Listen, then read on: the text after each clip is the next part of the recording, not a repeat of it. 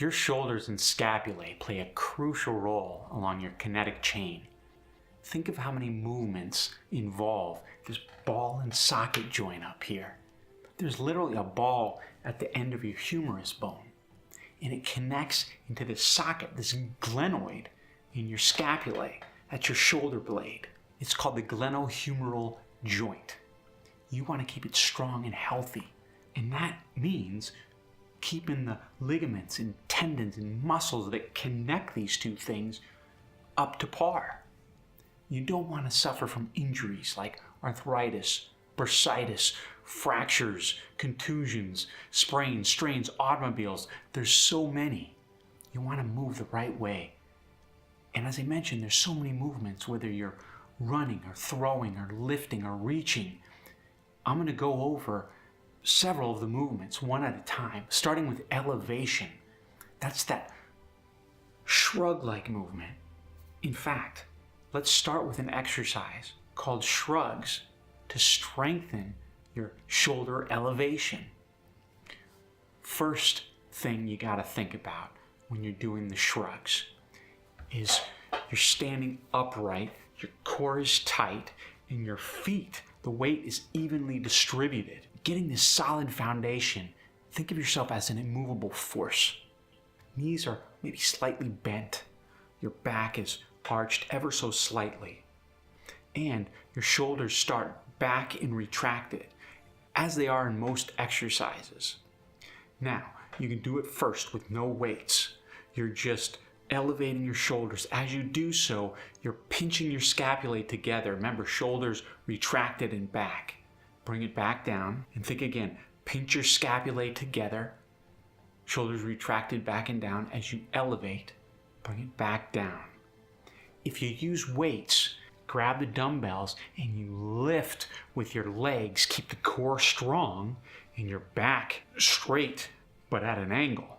And then get into that upright position, shoulders back, retracted, and then you elevate. As you're doing so, you're pinching your scapulae together. Remember, those are the shoulder blades. Bring it back down. Bring it back up. Breathe out on the elevation. Breathe in on the way down. And there you go. That's the shrug. The muscles involved in this elevation movement, you got your trapezius muscle. That's a muscle in the back, and it's between your scapulae. Speaking of your scapulae, there's the levator scapulae muscle that connects from your scapula to the first 4 cervical vertebrae on your neck. You've seen that, and they're well developed on football players often.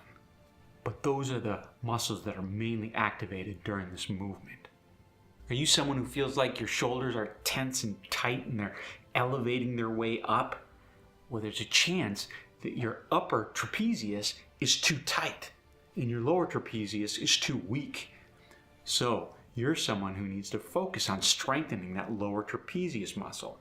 These exercises, as I'm showing you, do just that. The next one is a shoulder forward elevation exercise. This involves shoulder flexion as well. Flexion is when we're flexing the shoulder on the sagittal plane, the plane going in front of us. So what you do, if you're doing it with no weights, is you lock your fingers, you hold them down, and then you raise them up.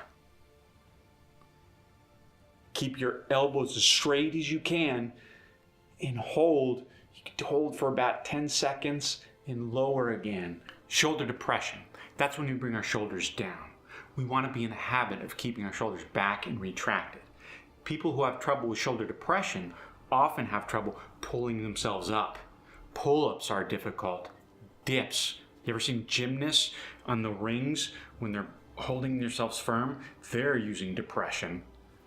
That's what we need to do. Strengthen those muscles. The trapezius muscle, which again is that muscle between the scapulae, and the lower trapezius is often weak in a lot of people. Much stronger is the upper trapezius. That results in poor posture. You don't want that. So work on depression exercises to have better posture and be better at lifting yourself up. A great exercise to do is dumbbell depression. You're sitting on a bench and you've got 2 dumbbells at your side. You're sitting upright, your chest is out, shoulders back and retracted, and you're gonna hold on to those dumbbells. They never leave the bench, but you push yourself up so you're slightly elevated above the bench. Your glutes are no longer touching a surface, and you hold that for a good 10 seconds, then you lower it again. Remember, shoulders packed, meaning back and retracted. This is a great one. Next is a great shoulder depression stretch. For this one, put your hands behind your back, interlock your fingers. Remember, shoulders are going to be retracted and down.